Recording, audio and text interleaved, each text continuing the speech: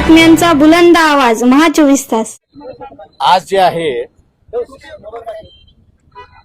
Custodial डेथच्या संदर्भात मॅजिस्ट्रेटने inquiry करावी एवढं एकच प्रावधान आहे। पण मॅजिस्ट्रेटच्या इन्क्वायरी नंतर कोणी निर्णय घ्यायचा, कसा निर्णय घ्यायचा, त्याची पुढची इन्क्वायरी कशी करायची या अपुरा आहे।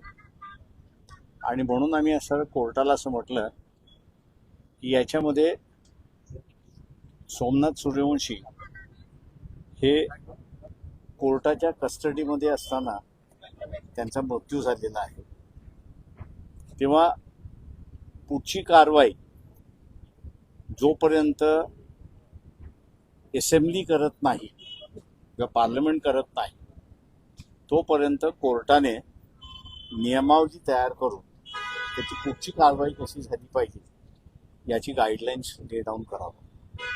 त्या संदर्भात असं कोर्टाने मान्य केलं आणि 29ला हिअरिंगला ठेवलेलं आहे। शासनाला त्यांनी नोटीस काढलेली आहे का तिथे आम्ही असं SITची सुद्धा मागणी करतो की SIT नेमण्यात यावी, पण ही SIT सरकार नेमणार नाही तर कोर्ट नेमेल आणि ती कोर्टाच्या अंडर राहील असं आम्ही प्रेयर त्या ठिकाणी केलेलं आहे। आता कोर्ट ग्रांट करतं का ते बघणं महत्वाचं। कन्सिडर केले असं कोर्टानं म्हटलंय ना की तुमची याचिका कन्सिडर ते आमची कन्सिडर म्हणजे ती नोटीस काढली म्हणजे त्यांनी कन्सिडर केलं हे होतच। बदलापूर प्रकरणाशी तुम्ही संबंध जुळवण्यात सांगितलेलं आहे, नेमकं दोन्ही सिमिलर कसे आहेत ते बदलापूर मधली सुद्धा कस्टोडियल देत आहे, पण बदलापूरच्या ह्याच्यामध्ये असणारं एमिनिस क्युरिया म्हणजे त्या आई वडिलांनी ती पिटिशन विड्रॉ केलेली आहे, कोर्टाने माणूस उभा केलेला आहे आणि त्यांच्या मार्फत कोर्ट चालवतोय, त्याच्यामुळे तिथे काही कमतरता आहे। ती कमतरता मला वाटतं या पिटिशन मार्फत आम्ही असणारा दुरुस्त करू एवढं त्याच्यामध्ये आहे। सुपरविजन करावं अशी तुम्ही भूमिका घेतलेली आहे। हो, माझं म्हणणं असं आहे की त्याच्यामध्ये आरोपी जो आहे ते राज्य शासनच आरोपी आहे आणि राज्य शासन आरोपी असल्यामुळे इन्क्वायरी कशी होते याचं त्यांना आम्ही असा नमुना दाखवला आणि त्याच्या आधारे आम्ही असं म्हटलं की गाईडलाईन ज्या येतील त्या गाईडलाईन्समध्ये मॉनिटर हे कोर्टाने केलेलं अधिक चांगलं राहील। तर कोर्ट म्हटलं की आपण पुढच्या वेळेस ते कन्सिडर करू। तुम्ही प्रतिवादी कुणाकुणाला केलंय यामध्ये सर? यामध्ये प्रतिवादी मी फक्त असणारा स्टेटला केलेला आहे आणि कोर्टाकडे आम्ही न्याय मागण्यासाठी आलेलो। कस्टोडियल डेथ मध्ये खरंच आता ज्युडिशरीने विचार करणं गरजेचं आहे। बरेच त्रुटी आहेत तपासाबाबतीत। ते 4 वर्षामध्ये महाराष्ट्रामध्ये 876 केसेस झालेले आहेत, पण त्याच्यापैकी कन्व्हिक्शन फारच कमी झालेलं आहे। याचं कारण की पुढे काय करायचं हेच नाहीये, तो कायदा आम्ही सेटल करून घेऊ असं आम्हाला वाटतंय। तुम्ही प्रतिवादीच या ठिकाणी आरोपी आहे असं कोर्टासमोर? हो, कोर्टासमोर मी पुढच्या वेळेसही मांडणार आहे किंवा प्रतिवादी म्हणण्यापेक्षा सरकारच आरोपी आहे किंवा सरकारकडून अपेक्षा कोर्टाने धरणं किंवा पिटिशनरने धरणं योग्य नाही, तर याला असणारी एक मस्टरी असणं गरजेचं आहे की जे आम्ही पुढच्या वेळेस कोर्टासमोर ती मांडू। तुम्ही मुख्यमंत्र्यांना किंवा राज्य सरकारला पत्र लिहिलं त्या संदर्भात कस्टोडियल डेथ संदर्भात?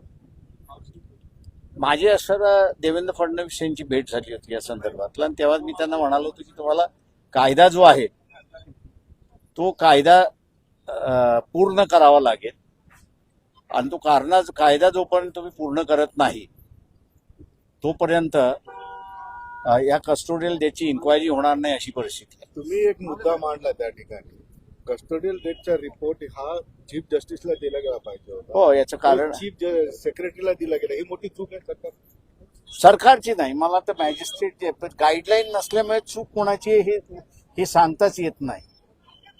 त्याच्यामुळे असणारं मॅजिस्ट्रेटने असणारं जे आहे तो रिपोर्ट जो आहे